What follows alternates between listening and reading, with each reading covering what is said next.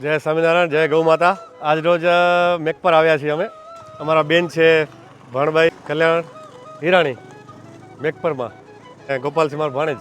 રક્ષાબંધનની વાત થઈ હતી, એ લોકો ત્યાં અમારી મુલાકાત આવ્યા હતા બળદિયા રાખડી બાંધવા, પછી આપણી ગૌશાળામાં લઈ ગયા જોવા માટે। 650થી વધારે આપણી પાસે જીવ છે, બધા ગાયું ને નંદીને સેવા કરીએ છીએ ઓલરેડી આપણે। પણ બેન એમ બોલી ગયા કે અમારા ગામમાં ઘણા ફરેરા, અમે ફરતા હતા આવવા દો। એ ગામમાં ગોપાલને વાત થઈ, યુવાનીઓને બધાને વાત થઈ, તો યુવાની બધા ભેગા થઈ અને 3-4 દિવસ ત્યાં મહેનત કરે છે અને બધા આ વેંડામાં ભેગા કરી રાખ્યા છે। લગભગ 40 જેટલા છે એમ ગામ લોકોનું કેવું છે। આપણે બધા લઈ જશું અને આજે લેવાનો પ્રોગ્રામ કર્યો છે ને એ લોકોને, ગામના લોકોને પણ ઉત્સાહ બહુ છે અને ગામમાં ફરતા હોય, ખાવા પીવા મળતું ન હોય, ક્યાંક કોકને નડતર રૂપ પણ હોય, તો આપણી વ્યવસ્થા છે તો વ્યવસ્થા થઈ જાય।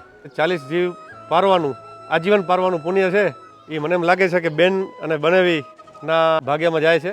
આ મેઘપર ગામના બધા યુવાનો બધા ભેગા થઈને નંદી બધા પકડ્યા છે, વેંડામાં પૂર્યા છે, એને લઈ જવા માટે અત્યારે ગાડીને આવી છે। તો મેઘપર ગામમાં આજે 3 દિવસ થઈ ગયા, 3 રાત ને 3 દિવસ, જેટલા મળે એટલા આ લોકો છોકરાઓ 30થી 40 જણા થઈને બધા નંદીઓને પકડ્યા છે અને હવે ભેગા કરી અને 2 ટ્રેક્ટર દ્વારા સહજાનંદ ગૌશાળા ટ્રસ્ટ છે, હરજી કસન ગોરસિયા દાડીવાળા।